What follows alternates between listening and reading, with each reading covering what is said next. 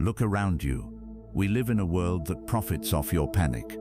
Every notification, every headline, every minor inconvenience feels like an emergency designed to steal your peace. We are constantly reacting, constantly stressed, running on an endless treadmill of anxiety. But what if your greatest weapon in this chaotic world isn't your ability to fight back, but your ability to remain completely unmoved? The ancient philosophers had a secret. They didn't see calmness as a passive trait. They saw it as the ultimate form of strength. They called it Stoicism, and their core truth was simple: calm is power. When you are calm, you cannot be manipulated. When you are calm, you see reality clearly, while everyone else is blinded by emotion. Today, we are going to dive deep into 10 profound rules from Stoicism. These are not abstract theories. They are practical, battle-tested psychological tools used by emperors, slaves, and soldiers to maintain an unbreakable mind.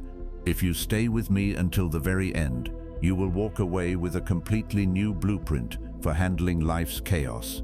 Let's begin. Rule 1. The dichotomy of control. Our first rule comes from Epictetus, a man born into slavery who became one of the greatest minds in human history. Epictetus taught that the foundation of all mental peace rests on a single, sharp dividing line: the dichotomy of control. He wrote, "Some things are in our control and others not. Things in our control are opinion, pursuit, desire, aversion, and, in a word, whatever are our own actions. Things not in our control are body, property, reputation, command, and, in one word, whatever are not our own actions." Think about how much energy you waste every day agonizing over things you have absolutely zero power to change.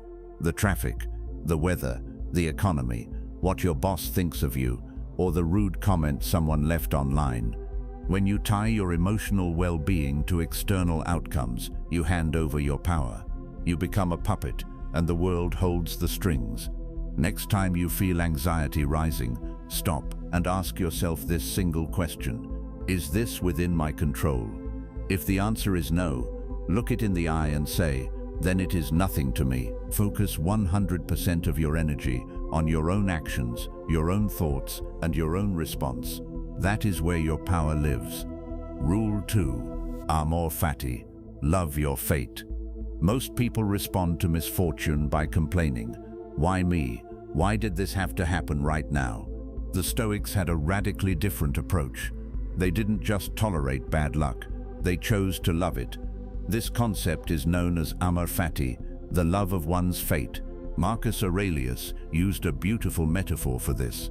He said the mind adapts and converts any obstacle into fuel for its current purpose. The impediment to action advances action. What stands in the way becomes the way. Think of your mind like a blazing fire. When you throw a bucket of water on a tiny flame, it goes out. But when you throw logs, debris, and obstacles into a roaring bonfire, the fire consumes it, uses it, and grows brighter and hotter because of it. When life throws a wrench in your plans, a cancelled project, a broken relationship, a sudden setback, do not wish for a different reality. Accept it completely. Do not merely tolerate it. Challenge yourself to use it. Ask yourself, how can this obstacle make me wiser, stronger, or more resilient? Turn the obstacle into your fuel. Rule 3. Premeditatio malorum. We are often blindsided by tragedy or frustration because we walk through life wearing rose-colored glasses, expecting everything to go perfectly. Then, when reality hits, we shatter. The Stoics had a radically different approach. They didn't just tolerate bad luck, they chose to love it. This concept is known as amor fati, the love of one's fate. Every morning, Marcus Aurelius would sit down and tell himself, when you wake up in the morning, tell yourself, the people I deal with today will be meddling, ungrateful, arrogant, dishonest, jealous, and surly. He wasn't being cynical, he was removing the element of surprise. If you expect people to be rude, you don't lose your temper when they are. If you expect your computer to crash, your car to break down, or a friend to let you down, you don't panic when it happens. You simply think, "Ah, yes, I prepared for this." Before you start your day, take 2 minutes to imagine what could go wrong. Don't obsess over it with fear. Look at it with calm detachment. By rehearsing disaster in your mind, you rob it of its power to shock your system when it occurs in reality. Rule 4. Memento mori. What are you stressing about right now? An awkward conversation, a deadline, an argument with your partner. Let's put it into perspective. Memento mori. Remember that you must die. To the modern ear, this sounds morbid. To a Stoic, it was the ultimate source of liberation and clarity. Seneca famously wrote, "Let us prepare our minds as if we'd come to the very end of life. Let us postpone nothing. Let us balance life's books each day." The man who puts the finishing touches to his life each day is never at a loss for time. When you realize that your time on this earth is brief, that you could die tomorrow or even tonight, the petty anxieties of daily life evaporate. The anger you hold against someone becomes foolish. The fear of failure disappears because you realize you have nothing to lose.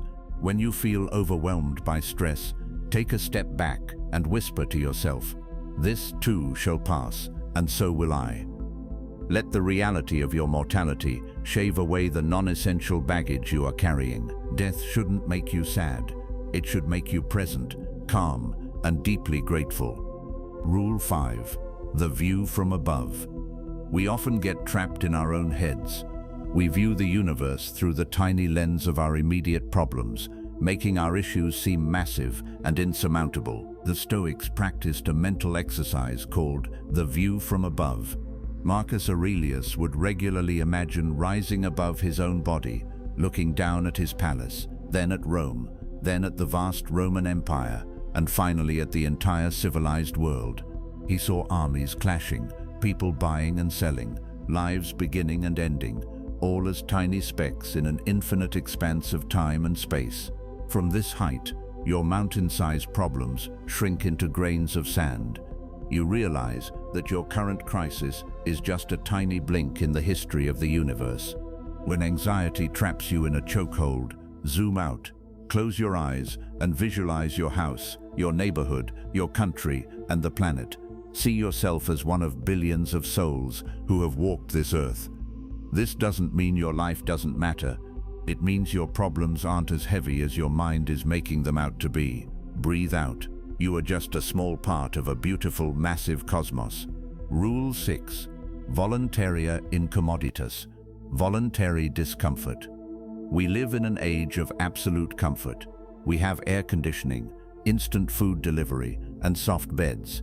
Yet, despite all this comfort, we are more anxious than ever. Why? Because comfort breeds vulnerability. When you become addicted to luxury, the mere threat of losing it terrifies you.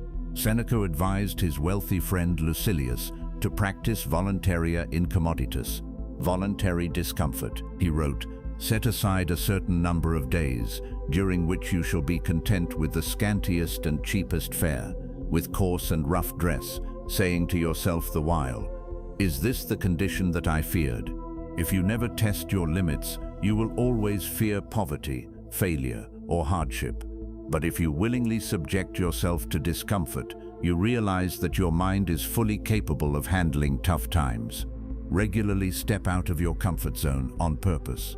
Take a cold shower, fast for a day, sleep on the floor, go without your phone for an entire weekend. When you look around and realize you are perfectly fine without your luxuries, the fear of losing them vanishes. You become untouchable. Rule 7. The gap between stimulus and response. How quickly do you react when someone cuts you off in traffic, insults your work, or insults your character? For most people, the reaction is instantaneous. Stimulus leads directly to an explosion of anger or panic.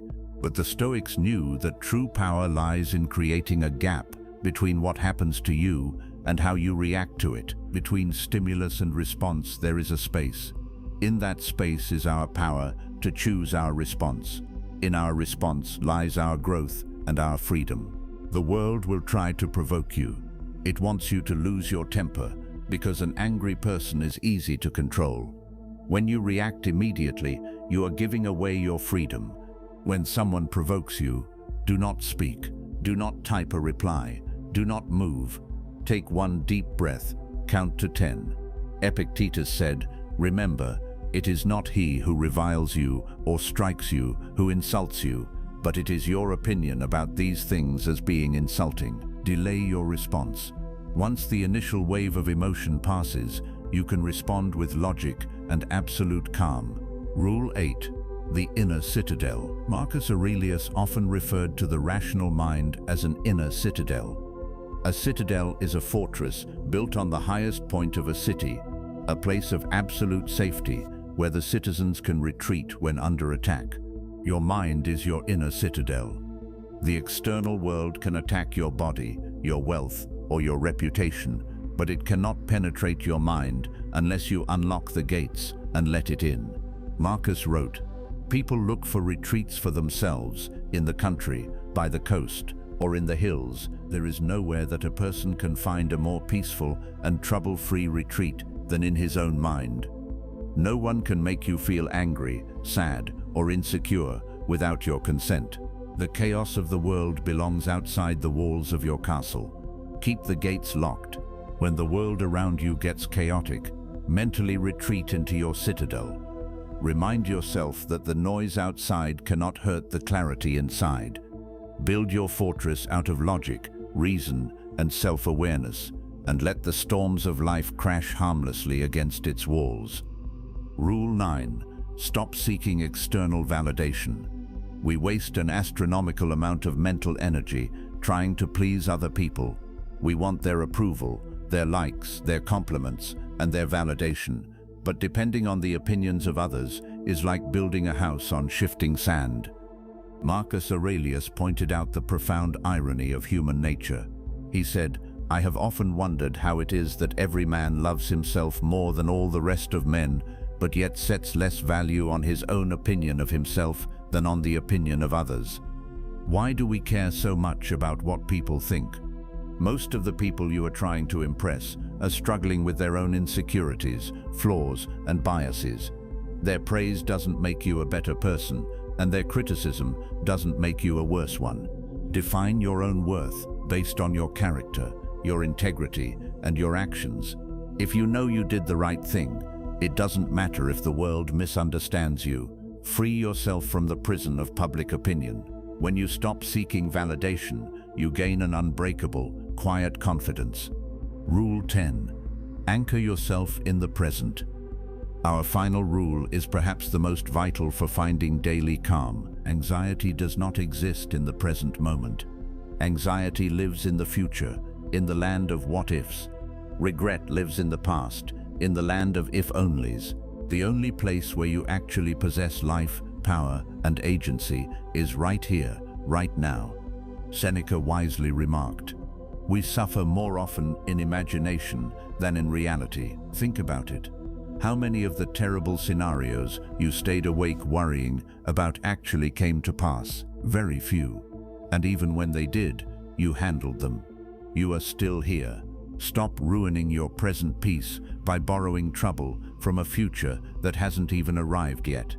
When your mind starts sprinting ahead into tomorrow's problems, gently drag it back to the present. Focus on what is right in front of you. What can you do right now, in this very hour, with the resources you have? Do that cleanly, calmly, and excellently. Conclusion. Stoicism is not about hiding your emotions or becoming a cold, unfeeling robot.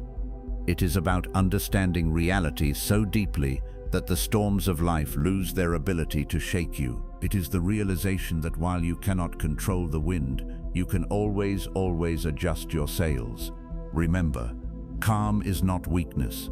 Calm is the ultimate power. As you walk away from this video and back into the noise of the world, carry these rules with you.